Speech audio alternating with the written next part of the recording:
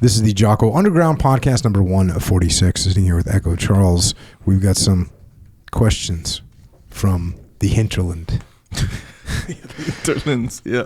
It's true. And we're going to answer these questions. We're going to learn a little bit about life, situations, and scenarios. Let's go. Yep. Okay. Jiu Jitsu academies. We're all looking at them, looking within, part of them even. So this has something to do with that. Okay. I recently encountered something very disturbing at the Jiu Jitsu academy I train at. Something I never would have predicted. I had an open invitation by a mutual friend to train at a different gym. His friend is a newly promoted brown belt instructor and is now teaching a beginner's class. I really want to support him as he fills this new role. The gym is out of the way and takes serious commitment to make it happen when I can. After many attempts, I was finally able to train with my friend and his class. I found an awesome group of people, really enjoyed his style of teaching. I was starting to think through how I could regularly train there, and the worst person I could think of just strolled in. I have another female friend who was sexually assaulted in high school. She opened up to me a few years ago, and I think just needed someone to listen. When she told me the situation had happened a long time ago, beyond any real means to hold the person accountable. It was one of those situations where she was scared and ashamed and didn't know what to do. I listened and did my best to help her work through the trauma. It was hard to listen to. How badly I wanted to track down the guy and make him pay. Fast forward to today, and I'm watching this offender lazily walk around, making jokes with the other guys, even talking over my instructor friend at one point.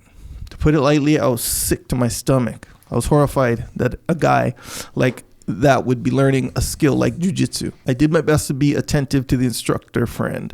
When it came time for open rolls, I avoided him. He even had that let me get the new guy attitude, but I declined and played it off like I was sitting out the round because I was spent. Quite simply, I fear how I might have acted if we actually sparred. I'm really disappointed that this person is a regular at my friend's gym. I would like to go there, but I don't trust I could keep my cool. I would never embarrass my female friend by making it a situation, as I know that wouldn't help anything, nor would I want to put my instructor friend in a bad spot. I was hoping you might offer some thoughts on this situation. Have you ever been in a situation where you had to navigate around a bad person on the mats? How would you handle this? If I don't go back, what should I tell my instructor friend? Any advice is much appreciated. Well, that's very terrible to hear. Just awful to hear that. And it's awful to hear that encroaching into the jiu-jitsu world. Yep, that's terrible. And then it also, in order to kind of recommend a way forward, honestly, I think I would need more context around the situation. Like, how long ago did this happen? Right? Is it decades ago? Or is it 5 years ago? Or is it 3 years ago? Or is it 20 years ago? Like, is there any report at all that came from it, from your female friend? I'm just trying to gauge, like, is this a situation where we pursue some kind of legal activities? And then also, what exactly happened? Right? Because was it like the guy was making verbal comments that were unwanted verbal comments and, verbally sexually harassing, which is a thing? Or was it inappropriate touching? Or was it grabbing? Or was it like force or coercion to engage in some kind of sexual activity? Or was it like drug rape scenario? Or was it rape? So all those are totally wrong, obviously. But there's escalations in there that kind of modulate the response. Well, for instance, rapists should die, right? But, somebody that made a verbal comment, they don't necessarily need to die, right? They need to maybe get some physical re-education about some scenario. How old was the perpetrator at the time? You said it happened in high school. Is that 13 years old? Because you're in high school, you're 13 years old.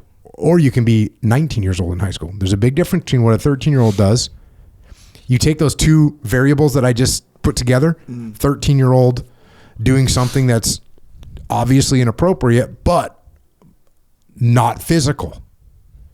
That's a lot different than somebody that's 23 years old or 25 years old that's doing something that is physical. So those are kind of some of the things I'm thinking about that I would want to have more clarity on. And also, what are all these relationships actually like?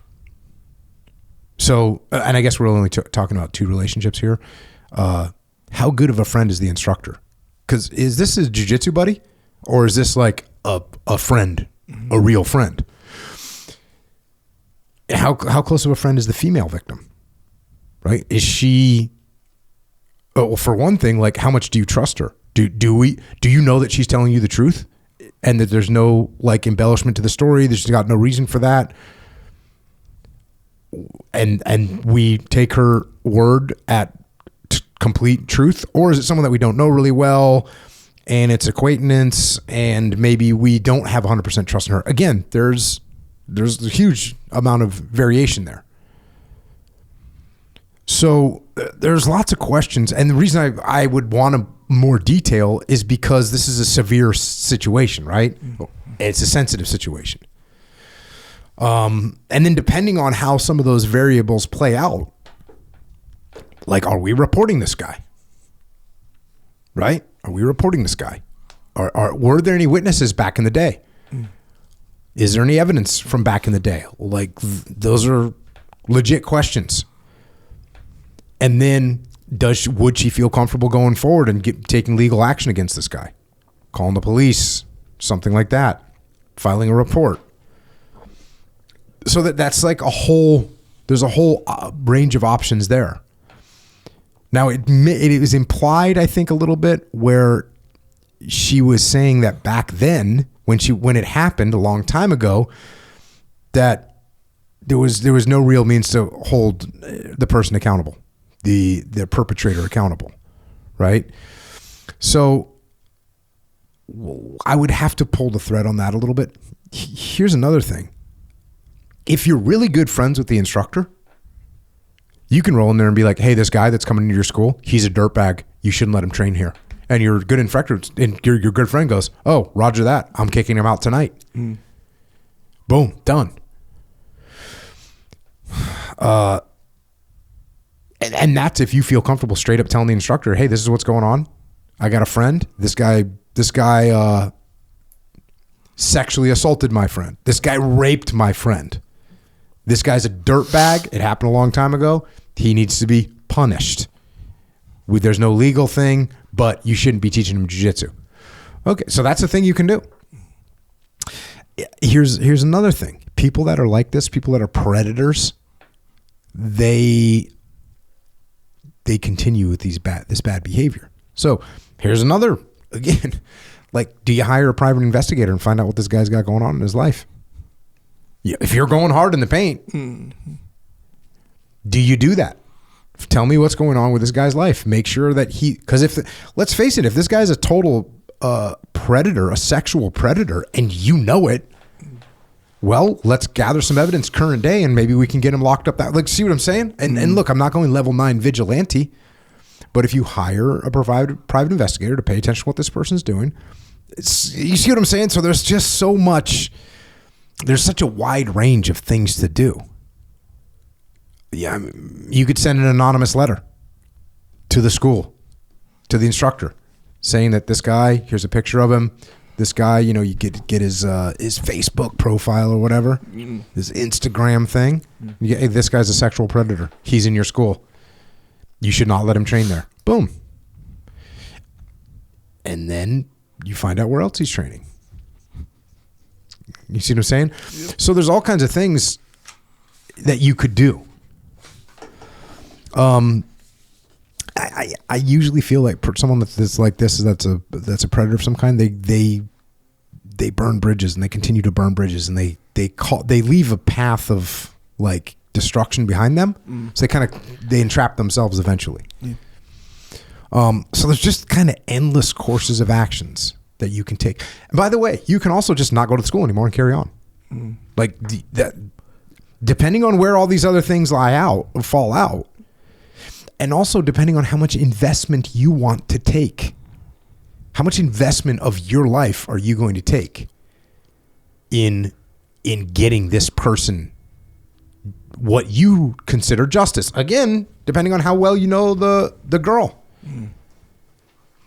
So there's just a lot of variables here that I have a hard time saying, oh, here's a course of action that you should execute. I can just tell you some courses of action that are possibilities depending on the specific scenario.